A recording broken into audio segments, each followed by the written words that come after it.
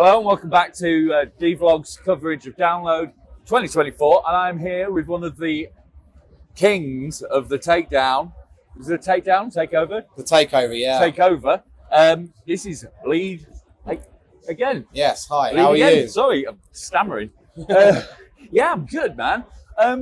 Yes, a friend of ours, Dan Carter, was excitably Dan, yeah, posting bless him. photos of your triumphant gig on Wednesday night Amazing, here. yeah. How was that? Unbelievable.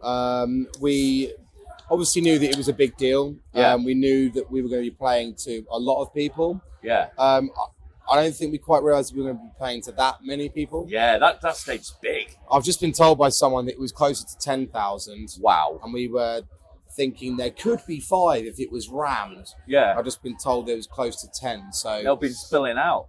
yeah, it was. Yeah.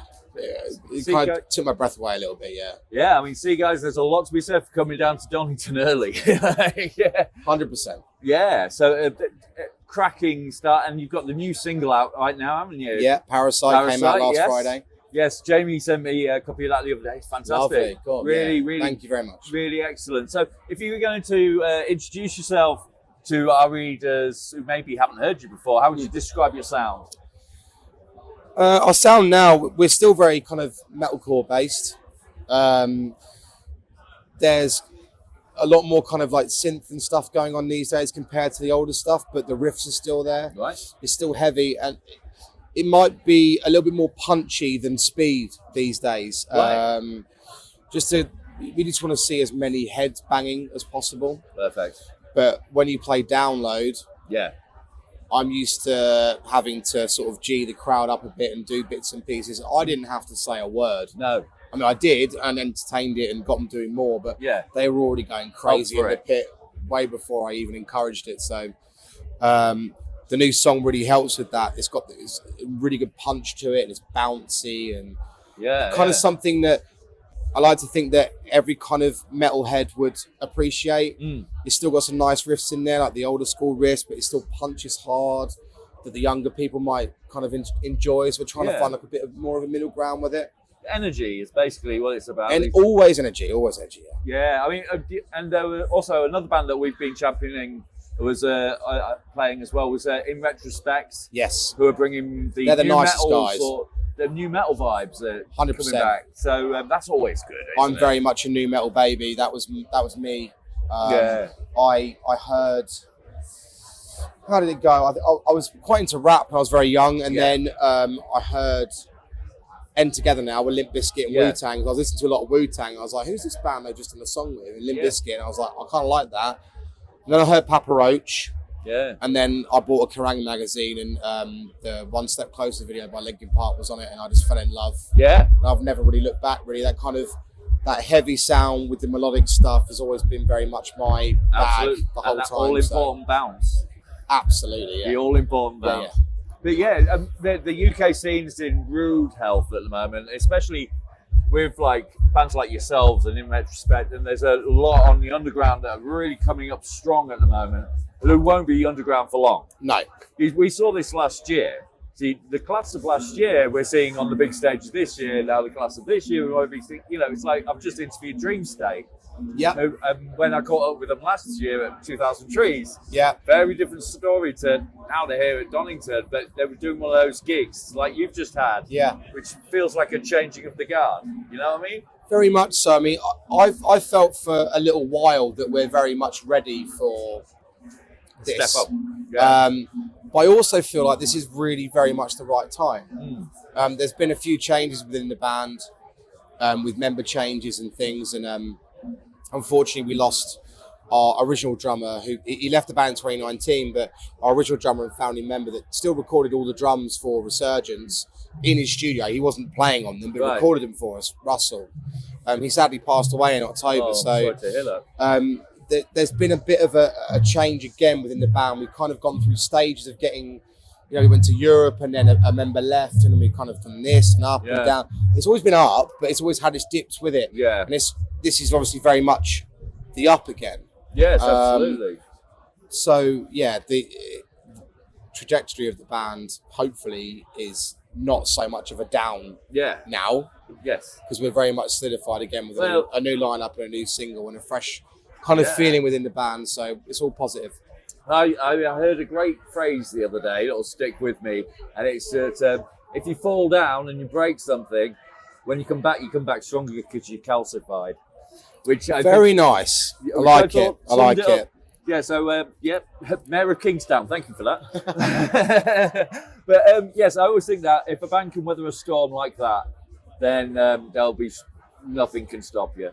You know what I mean? we've had times in the band where kind of life in general, you know, when you're not a huge touring band that, you know, can earn a full-blown living out of, you know, which making music. Few and fair between these days. It is. I mean, there's bands that I still look up to that I feel like are absolutely massive, and I know a lot of the members still have to have jobs. Well, absolutely. The music industry has changed so much. People playing our main stage today. It's about finding that balance, and we had a big kind of sit down meeting in over Christmas time, just to figure out where we are and what we wanted to do. Yeah, and we've spent years touring the country and going to Europe and things and doing weekenders and playing. We always want to play to new people. Obviously, you have to.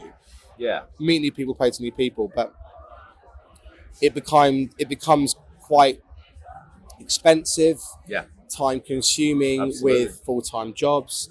I'm a parent myself. We had ex-members that became parents that unfortunately had to leave. Yeah. There's been no animosity with anyone that's left the band before. Life happens. Like I said before, there's just been these dips, and it's life. Yeah.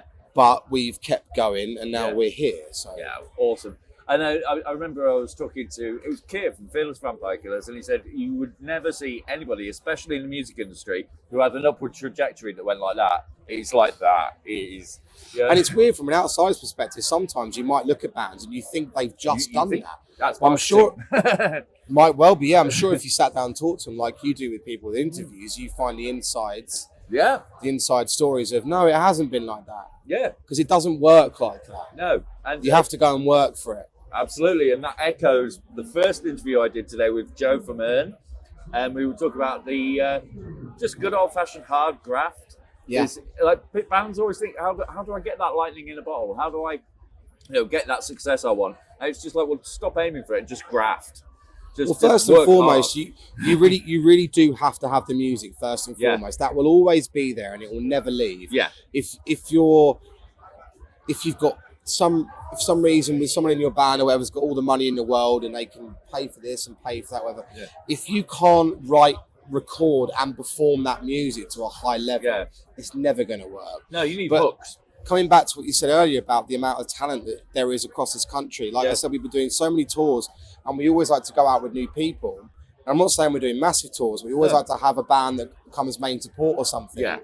And you become really good friends with these people, and there's some incredible bands all across this country that you see that just don't get the recognition that they deserve. And selfishly, I have felt that a little bit about us. I felt that we've been at a quite a good level now for a few years and haven't really had the opportunities or that one person just to open that one door or something. But again, if you don't have the music first, and if you're not good live, it's not going to spread because people will still tell people. You got to be rock solid. And you have to be. And we're in a saturated market. So it's like keeping your head above the parapet and saying, this is what we bring to the table that no one else does. You know? I think with technology, as it's moved forward, going back to our last album, Resurgence, I recorded all of my vocals to that at home. Yeah. Personally. Yeah. Through Cubase during COVID. Yeah.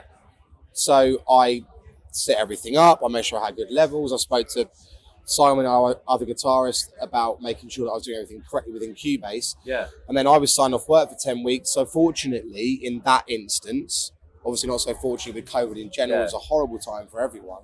Yeah. As far as being able to record the music, fortunately, I could find myself each day around looking after my little boy and being with my wife, that I had a few hours each day to go and scream into a microphone. Yeah. And I feel like I personally got the best out of my voice ever doing that, and I wasn't being produced by anyone. Yeah. I had the freedom. And what that does, be able to have that connectivity, as you said, does saturate the market. Yeah. However, when those saturated bands then go and play live, I think that's when you find out who are the bands. Yeah, you know? that's what, I mean, yeah. It's like Dave Grohl once said, like, you know, you just got to play live. Absolutely. It's like you could have all the TikTok, viral, whatever, but if you can't play live... Playing live is the best thing ever. If a band wants to be good, play live a lot. So we've been doing lots and lots of shows for many years, and we've had gigs where we've turned up where we've been massively surprised of how many people are there. But we have played many a show where we've been massively surprised of how little people are there. You have to the rough with the smooth, right? Absolutely. But we've always said, even if there's only a handful of people there or something, you have play like to. It's Wembley. You play like it's Wembley. Yeah. Yep. Absolutely. Because if I'm talking like little people here, like, you know, 4 or 5 people at a show. There'll be a main support band that bring all their mates that then go home afterwards, and you're there as the touring band. Yep. And you're left to playing to 4 or 5 people. We've all seen But then that you scenario. play to those 4 or 5 people personally, and they become a new fan. They tell their mates. They all come to the merch and they buy a T-shirt and a CD. That's how you build things. That's it. Some days that will never change. Some days you feel like, oh, why? And then you do a gig and you go, that's why. Absolutely. And that's what we'll sign this off on. Thank you so much. Cheers for your time. Thank you. And you're echoing everything that has been said all the way through the day today. So that's very encouraging. Perfect. Thank you very much. Cheers. Okay. Cheers. Cheers, buddy.